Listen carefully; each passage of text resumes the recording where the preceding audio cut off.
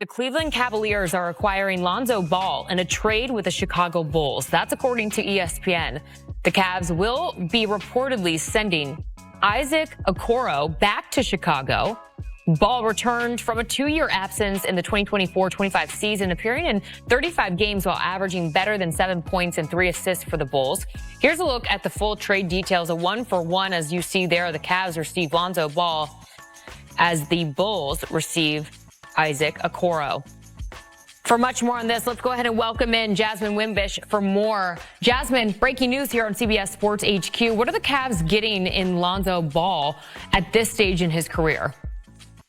Yeah, I mean, look, if Lonzo Ball can stay healthy, I think this is a perfect fit for the Cavaliers. They're taking a flyer on Lonzo Ball. He's in his final year of his contract this upcoming season, so they're not really spending a lot of assets on him. You're getting somebody who, when he was healthy, Lonzo Ball was an amazing two-way player. He's somebody who can defend at the point of attack. He's somebody who can knock down threes. When he was healthy on that Bulls team that had Alex Caruso, DeMar DeRozan, Zach LaVine, this was one of the best defensive teams in the NBA of that Bulls team. So if he's able to stay healthy, this is a great person to bring in off the bench. It basically replaces Isaac Okoro's minutes. He was getting about 20 minutes a game. You bring in Lonzo Ball. If he's able to do that for you off the bench, I think that is an incredible win for the Cavaliers here. He's somebody who is a pass-first point guard. He can score. He can be the kind of connector that the Cavaliers need. And on defense, I think the defensive side of it is the biggest bit for the Cavaliers here.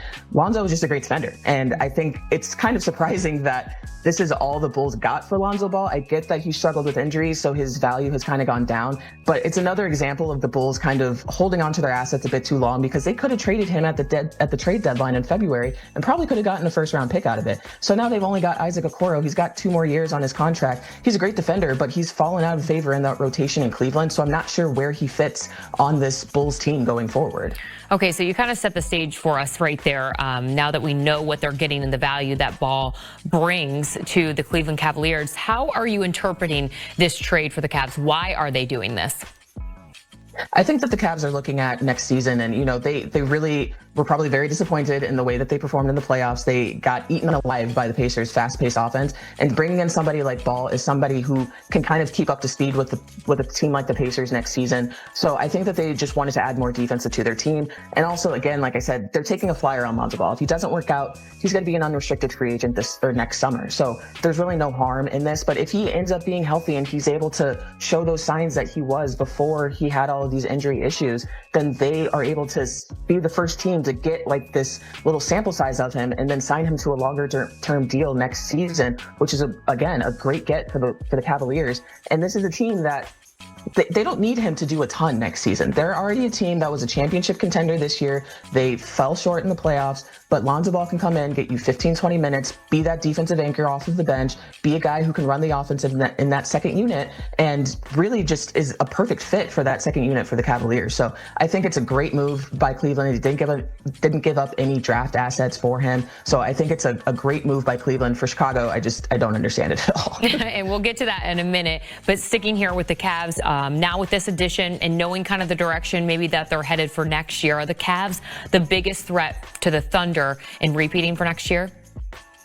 Yeah, I mean, I think you look at that Eastern Conference and Boston's going to be down. Pacers are going to be down now that they've got 2 stars out. So it's definitely wide open for the Cavaliers to make a deep run in the playoffs. I think it's going to be Cleveland. I think it's going to be the Knicks. I think the Magic, now that they've got Desmond Bane, they've needed a shooter. So I think those are the 3 teams that I'm looking at. But certainly the Cavaliers, I think, are in that pole position. Despite the fact that the Knicks got to the Eastern Conference Finals, the Cavaliers were just a consistent threat all throughout the regular season. So I think they'll probably, if I were to pick right now, I would say that the Cavaliers will probably finish next season with the number 1 spot in the East. But the issue is getting through the Eastern Conference. But now they don't have to face Boston. They don't have to face Indiana, which just kicked them in the playoffs next season. So their biggest threat will probably be the Knicks, will probably be Orlando. But I think adding somebody like Lonzo Ball helps on the defensive side of the ball for them, which is something that they really struggled with in that second round against Indiana. So I think this puts Cleveland in a very good position to make a very deep run in the postseason next year. Odds makers on the same page with you, Jasmine, as the Cavs have the best odds right now to win the Eastern Conference next season at plus 210.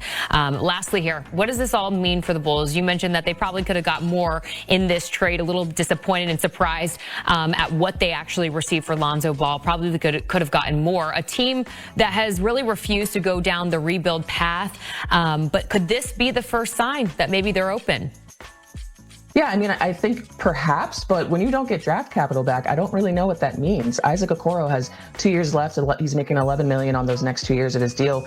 I don't know what this means for Chicago because you're not getting draft capital. You're not getting a young guy who's going to be part of this future long term. So I don't really know what the Bulls are doing here. But to be honest, I live in Chicago. I've been going to Bulls games for like 5 years.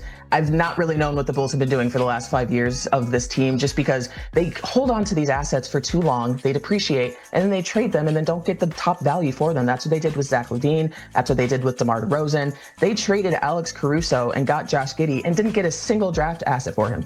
Alex Caruso ended up being the difference maker that won the Oklahoma City Thunder a championship this year. So I don't really understand why the Bulls decided to hold on to Lonzo when he was performing at peak levels prior to the trade deadline, and they could have gotten a draft capital for him, and now they're sending him out for Isaac Okoro, who is not a rotation player in Cleveland. He will certainly get minutes in Chicago, but he can't shoot threes. He's not a volume three-point shooter, and that's something that the Bulls need. They don't really have a ton of shooters on this team, and depending on if they keep Kobe White or not, because there was conversation about maybe they trade both Lonzo Ball and Kobe White. Kobe White would certainly net them some draft capital. So if they decide to do that, perhaps that's where they get those first round picks from. But he's really the only shooter you have on this team.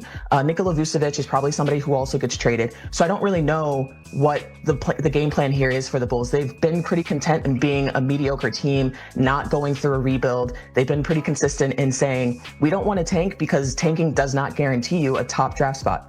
Totally understandable. We just saw that with the Dallas Mavericks. They had a 1.8% chance of getting the number one pick, and they got it. So intentionally losing games does not mean that you're going to get a number one pick. At the same time, trotting out a lineup that really has no forward future for years on end doesn't make a ton of sense either. So yes, this deal might seem like, oh yeah, the Bulls are trying to actually go into a rebuild. We got to see what else they're going to do throughout this season and throughout next season to see if that's actually what we're looking at, or if it's just them just saying, well, we just wanted to move Lonzo because that's just what we wanted to do. It's really a confusing aspect because I thought that they would be able to get a first round pick for him, but apparently not. So well, let's hope there's a game plan in place and that we understand this move sooner rather than later. Jasmine Wimbish joining us here with the breaking news as the Cleveland Cavaliers are acquiring Lonzo Ball in a trade with the Chicago Bulls. As you take a look at the updated odds to win the NBA title for next year, Thunder with the best odds at plus 230 there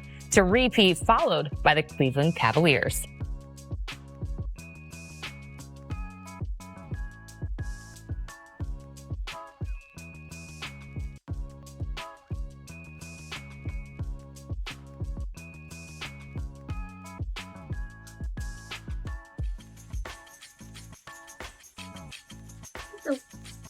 Ba team úp cuối cùng cũng lần lượt bình tại đây là một đơn, 2 đơn và một mũi tăng tiếp. Để khi mà chân cái đầu lên kéo quá chỉ kết thúc. Thêm một mũi bình và bắt đầu mới.